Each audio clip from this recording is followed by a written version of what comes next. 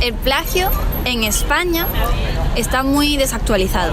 De hecho, recientemente se está viendo que necesita que se haga una nueva ley, porque realmente simplemente se regula en la ley de propiedad intelectual. Ahí se regulan tus derechos de autor, cuando tú publicas algo, lo registras, todo está en esa ley. Y de forma subsidiaria se regula entonces el plagio, porque es lo que choca con ese derecho, porque tú tienes derecho a crear una obra, ya sea literaria, una obra de arte, un cine, lo que sea. Entonces, claro, ¿qué viola ese derecho? El plagio. Pero la ley no se centra en el plagio, se centra en darte tus derechos y libertades en ese ámbito. Luego también está la ley de derecho de rectificación, que ahí es cuando tú ya tienes una obra, tú ya has hecho a lo mejor un libro o una noticia y tienes derecho a rectificarla, a decir aquí me equivoqué y puedo cambiarla, y se regula cómo puedes hacer eso aunque tú ya tengas tu obra registrada.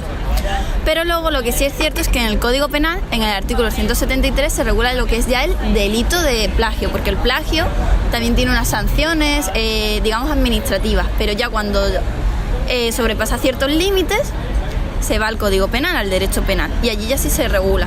Y lo cierto es que ahí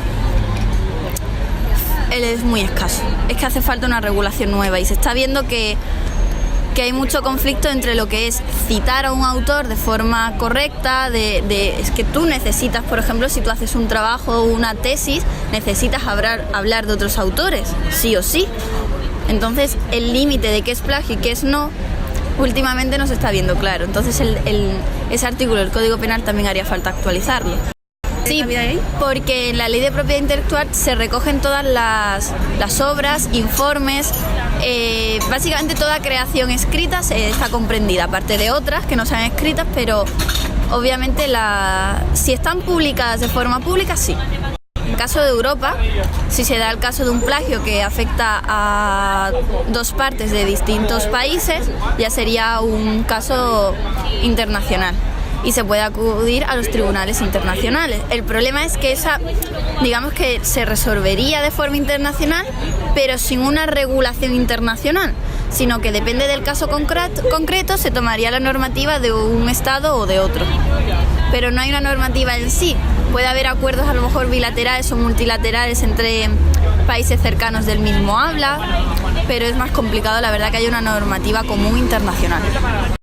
Claro que hay que denunciarlo, porque si un fiscal o un juez se entera, puede, de oficio, que es como se llama, denunciarlo él, digamos, y se haría un juicio y se castigaría, aunque la persona afectada no haya querido denunciarlo. Pero generalmente en estos casos, si la persona afectada no da conocimiento de ello a los tribunales, no sucede nada. Pero yo creo que cualquier persona que vea violados el derecho a su propiedad intelectual, a su propia creación, debería acudir a los tribunales y pedir justicia. Bueno, es que la inhabilitación es una pena. El juez decidirá en cada caso concreto si se le impone esa pena o no. Y el tiempo también que durará esa pena, porque a lo mejor te inhabilita por 3 años y a los 3 años puedes. Depende del caso concreto. En los medios de comunicación, que mira que es su terreno de juego, no salga, porque si has visto las noticias últimamente, se está denunciando a políticos o a gente que se le denuncia plagio, pero no en el ámbito periodístico. Pero digamos que si te vas a ámbito local más bajo, sin fijarte en las grandes cadenas de televisión, sí que hay muchas sentencias.